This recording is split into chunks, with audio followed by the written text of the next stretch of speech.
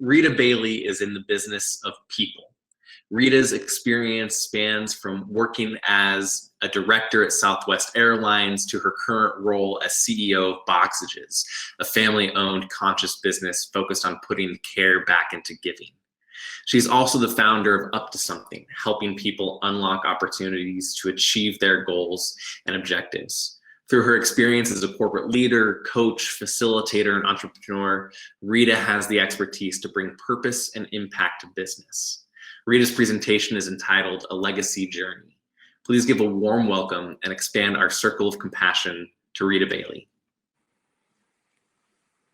Thanks, Graham. I'm going to attempt to put my slides up now, but I'm really excited to be here today. And I want to do a quick shout out to a couple of people. First of all, Rand Stegan, because had it not been for Rand, I would not have been introduced to Do More Good and to what Graham and Jay are doing. I have been a big fan of Rand and Stegan Institute. Rand and I go way back. We started in a group called Up to Something, hence where the name of my organization came from.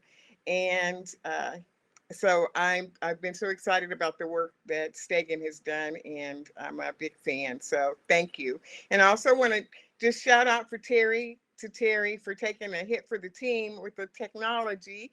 I am a member of the ShiftCo community as well, so I can attest to the fact that you got just a glimpse of what is available through the work that she's doing. So at this point in the program, since we have a very short time, I want to focus on something a little bit different. We've heard a lot this morning about what and how organizations are focusing on this journey called conscious entrepreneurship. And I ditto everything that's been said to this point, but I want to focus a little bit inward now. And the reason for the word legacy, and legacy also being the journey, is because we are all on this lifelong journey. And while we focused on the profitability of our organizations and all the things that we need to do to be successful, it has to start with you first. And if you could just go back for just a moment to the slide, Graham, I'm sorry. I'll let you know when it's time to click it. The couple other things that I just wanted to say around this is that, we talk about starting and going on this journey, but it's really about the sustainability of it too, and where it ends up. Covey is also one of my favorite authors and people, and I love the statement and the notion around starting with the end in mind. And so that's really what I'm doing with this talk, is to start with the end in mind of what is the legacy that we're all leaving. Whether you're starting or founding something, or whether you're picking up the baton and carrying it forward, every great leader has a vision for where the mark they'd like to leave. And again, that's whether you're starting something or whether you're carrying it on. And it starts with that individual person. I find that in my work over many, many years that the organization's persona and personality reflects the culture of the organization. And I'll talk a little bit more about this in a minute. I had the opportunity to work for Southwest Airlines and Herb Kelleher, and that was a true attestment of what I just said. But, whether you leave a modest legacy that doesn't necessarily have to be world changing, all of us leave a footprint, and it does matter. And if we just go through this life, going with whatever is thrown our way without any intentionality, then we're going to end up wherever we end up. So we have to be focused, because our life is really just a series of the different choices that we make in our life along the way. So now we can go to the next slide. I'm sorry. Okay. So I love this because it really does reflect what I just talked about. The things that you do for yourself are gone when you're gone, but the things you do for others remain as your legacy. For people who are trying to create a legacy just for their own ego or just because of their own self-importance, that's really not going to matter, because at the end of our day, when those last words are being spoken about us, what are people saying about you? They're not really talking about how profitable you were, and they're not talking about, what what you were able to accomplish in your life as much as they talk about what you did and how it mattered to other people. So when you think about what are some of the things that are really important as we think about this journey that we're on toward our legacy, and there are 5 things that I want to mention. First of all, you have to support people and causes that are important to you. So if you're not clear about what those are, that's the time to really stop and dig deeper so that you can really identify the things that are important to you, because people can't see our values, they can't see our intentions, they only see our behaviors. And those behaviors and the things that we do and the things that we model are reflective of who we are. So supporting the people and the causes that are important to you uh, just shows the values that you have. And then, secondly, reflecting and deciding on the things that are most important in your life. During my career as a working mom, I thought oftentimes, because I loved work, I loved my work. And I would always say, I'm working hard so my family can have more, so that we can do more, and I can support my child, more. And there was a time that I really had to come to the realization that that might be what I was saying, but what I truly valued was work over my family, because that's where I spent most of my time in my efforts. And so, probably if you ask my family, they would say, I don't know that we were number one, but it all worked out. And, that speaks to what we talked about earlier with the whole work life balance. And now, this last year has just proven that it's really all a blur, right? Because we're working from home, and the dog barks and the cat walks across the computer screen. And so our life now has become part of our work. And so knowing what's important in your life, which doesn't have to be an either or, it is all of the things can be integrated and work together towards your legacy. The third thing is sharing your blessings with others. There's a point in time when I think we all have the epiphany of, you know what, even though I've attained this great success or great fortunes, if you're alone and you don't have anyone to share it with, and you didn't bring anybody along with you, it's hollow, it's empty. And so there are a lot of lonely multimillionaires that die very, alone. And so this journey that we're on, there are a lot of people that come along with us, and that probably are the reason that you are there in the first place. So that also becomes part of your legacy. And then just really being passionate about whatever it is you do. And passion doesn't have to be this charismatic, gregarious kind of outward behavior. It just has to be something that people who are around you and who know you, they know that you're doing this from the heart, that this isn't something you're doing just because you should do it or you're supposed to do it. That may be how some of us start, because, there's the stereotypical kind of path that you grow up, you go to school, you come out, you get a good job, and you go from there, and you're a good soldier in that organization. And but at some point along the way, you have to really put a stake in the ground and ask yourself, what am I really passionate about? What's really important to me? So now we can go to the third slide. Click. So, ladybugs. I love ladybugs, and they are a symbol of good luck. But this is a time for us all to stop and reflect, because we're sometimes going so fast. Most of the clients I work with are A types, and they are driven, and they are get it done, and they are movers and shakers. And that's a good thing because it makes things happen. But at the same time, we have to stop and reflect. If you just drove your car nonstop and never stopped, obviously we have to stop for gas, but we have to also stop and fill up and reflect. And so, in my reflections, I've had a lot of time to reflect this last year, obviously, because without traveling it's amazing how much time that took up. But as I reflected, I thought back to my 9-year old self. And I know this morning there was reference to that in terms of thinking about your younger self. And as I go back to my 9-year old self, I ask myself, what was it about me then that maybe I can relate to now? And then I found myself being really curious. I was a dreamer. I'd look at things and I go, wow, if that's on TV or that's in a magazine, surely it's possible and surely I can do that. And I was very fortunate enough to have a mother who always said, you can do anything you want.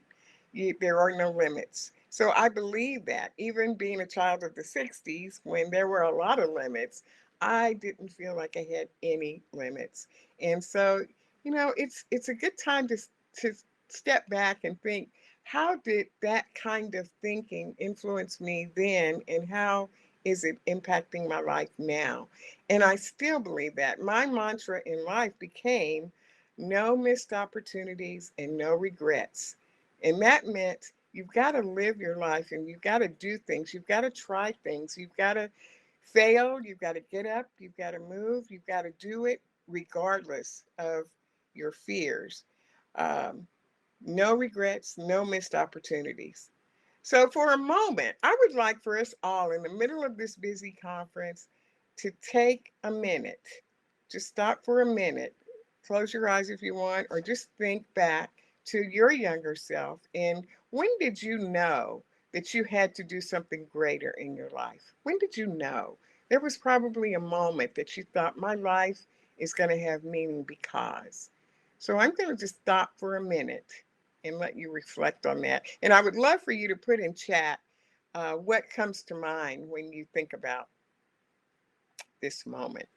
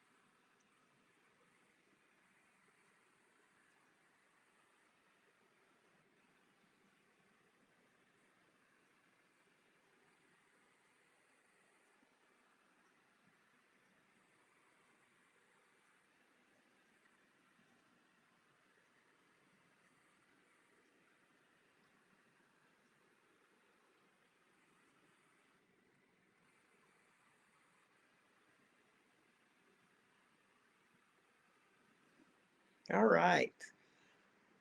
It's amazing how your life can flash before you in a minute, isn't it? I reflect on that poem, The Dash, and I think about it often in terms of as it relates to legacy because our entire life is represented by that dash between the year we were born and the year we leave. And everything we're talking about now, that legacy is built during that dash. Everything you do is representative of what your life meant, how you mattered, how you touched others.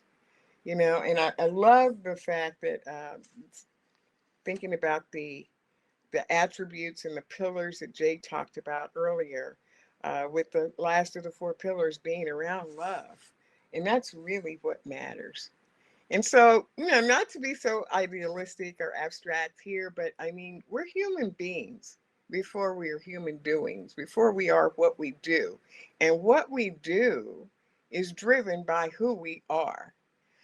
When I left my corporate job, I was asked a question, and it said, how do you want your life to be after 25 years of working in a corporate, fast-paced, environment?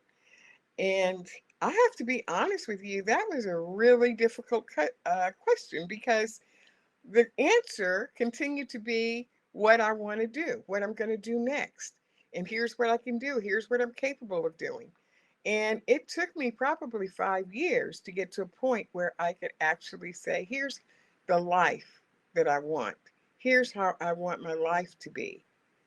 And so I think in your reflection, think about that, because some of us, for many, many people, especially this last year, over 500,000 people probably left a lot sooner than they thought they would. And they probably didn't have a time to fulfill the legacy they thought they were going to have. So live every day as if you were coming to the end of what that legacy stage is. Next slide, please. So this part of my life, and I'm taking you through this journey because I hope that it will help you to reflect on where you are in your journey. But this represents the corporate side. And I had a wonderful opportunity of working for Southwest Airlines for 25 years. And the nice thing about that is I had the opportunity to see it grow from an entrepreneurial, small kind of startup company, because there were only about 800 people when I started in 1970. And when I left 25 years later, there were over 36,000. So there's probably no stage of growth that I have not experienced as we go through the evolution of how a company grows. But being intentional and deliberate and flow were some of the things that I attribute to my time there. Uh, and I having the opportunity to work under someone like Herb Kelleher, it his philosophy, his way of being, his persona embodied everything that we've talked about today so far. And to see it in action, there's one thing to read about it and to see the different models that we've been introduced to today.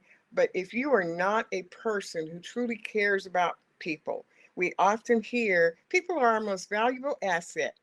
If I had $1 for every time I heard that from an executive or from an organization, and then to get in and find out that it's really still all about the bottom line without any regard to the people. And that's why I stopped. I say no when I'm asked to come into those type of organizations where I don't see evidence that the people really do matter. So I'm being very intentional about that. I'm very deliberate about how I go about helping and supporting organizations that I've worked with.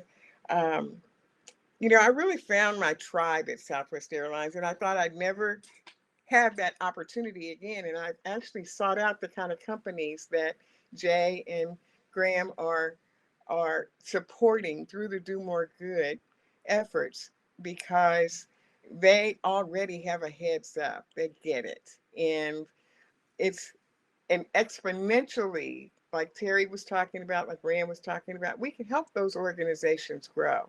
But when they start from a place of it's all about the bottom line and no regard for the people, we really can't. So what did I learn during my years at Southwest Airlines in a corporate position? And I had several leadership positions. And one, I learned not to compromise my values. And I am so saddened by what's going on in our world today in politics and with all the social unrest and everything, because and we're so polarized, we're so divided, that we have really lost sight of what values really are. And for an organization that doesn't really have solid, clear values that guide them, that are uncompromising, it really says a lot about them. And then I also learned about the golden rule and having a servant's heart, because that was required there. It was about putting others before self.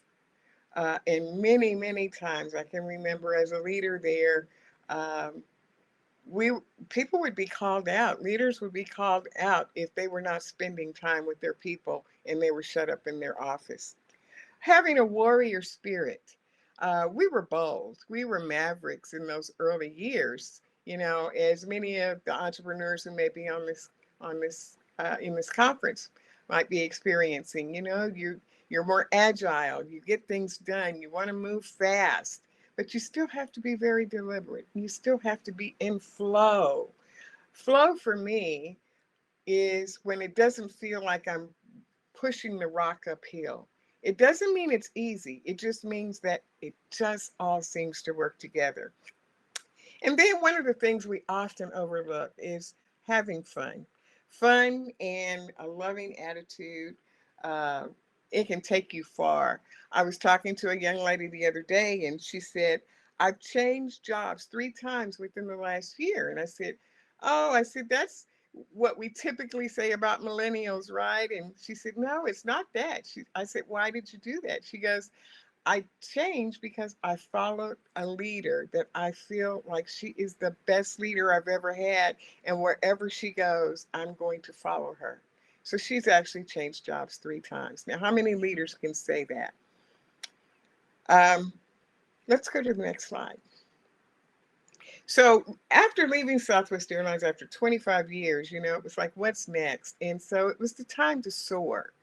And the reason being is, you know, now the other components of life were really starting to take precedence. I had a mother who was very sick. I had grandchildren. I had relationships, you know, and things that in 24 hours, there just isn't enough time to do them all well. And so I chose at that point to leave. I also had I'd given a talk, and it was sort of the confirmation for me. I was speaking in Brazil, and uh, the message was being translated. And I got, when I ended, a gentleman said to the translator to translate to me, he says, tell her she needs to expand her garden. She needs to spread her wings. And that struck me. I mean, that's been over 20 years now, and I still remember because to me it was a confirmation that it's time to soar and take your message out to a bigger audience, bigger than within one company. And so that was a defining moment for me. It was one where I had to step out of my comfort zone. How many of you are at a point now where it's time to go big? It's time to step out of your comfort zone. And I had a challenge that I had worked with some of my other colleagues, and we had kind of this challenge of if we were 20% bolder, how different would our life be? 20% bolder doesn't sound like a lot, but just ask yourself that question. If I were 20% more courageous, what would I do different than I'm doing right now? So it's time to soar. And then the next slide. And I love this because there were times that I had to follow, you know, even in a leadership role, I still had to follow. I had to learn from those people. I had to stand on the shoulders of people who came before me and people who had the knowledge and had the experience. And I had to get out of my own way. And somebody once told me, they said, you know, you have so much. You have so much you can give, but you need to get out of your own way. You need to allow. That was another key word for me. Allow. Allow other people to help you. Allow other people to teach you. Allow other people to give you feedback that you may not want to hear. And so who are you following now? And then the path. There's so many paths that come along. And this was a time of entrepreneurship for me in terms of now building something greater than myself. This is after leaving Southwest, I became a solopreneur. I was a speaker, I was an author, I was all these things, but it was me. And again, back to our original statement where it said, once I'm gone, it's not going to matter. Nobody's going to know. It's about what I leave behind. And so this was a transitional point where I knew it was time to pay it forward. It was time to, if I was going to leave a legacy, it had to be something beyond me as a solopreneur. And not only did I start helping people who were transitioning out of their corporate jobs, but I also turned inward to my family. By this time, my mom passed 3 years ago, and we are a very close family. There are six of us. I'm the eldest of six. And as we stood at her memorial service, I thought to myself, we are now the elders because all the others, all her siblings, everybody else was gone. And I am the oldest of the elders. A sobering thought to think about now as I looked out over my family, with the children and the nieces and the grandchildren and all the extended family. What is the legacy that I'm going to leave for the family? Now they are looking to us, they're looking to me. And long story short, in keeping my mom's spirit alive and thinking about how she was always so giving, our home was the home everyone came to, our home was the community home. And she taught us about giving. She taught us about sharing. She taught us about being unselfish. And so that was a gift. And we made a pact at that time that we would always share and give each other gifts. And that expanded out. And in the after COVID happened, we started talking seriously and we actually opened a family business called Boxages. And as Graham mentioned in the introduction, it's about the gift of giving, and it's a custom gift box company. But now working with my family and being able to bring them along and help teach them to be conscious entrepreneurs, that's probably the greatest legacy that I could leave personally. So the last slide, the last message here is about the people that the thread that goes throughout our life. One of my favorite books is The Five People You Meet in Heaven, if you haven't read that. And it's a journey, it's kind of a fable journey about a young man, and he's remembering all the people that touched his life and how they all helped him at different stages of his life. And we all have that tribe, that village of people that help us along the way at different times. So I know my time is up. I want to close with something just to, again, reinforce this notion around legacy and being deliberate about how you live your life every day toward that legacy. And it says, all good men and women must take responsibility to create legacies that will take the next generation to a level we could only imagine. And that was by Jim Rohn. So thank you. Thank you for the opportunity and the privilege of being here and being a part of this movement.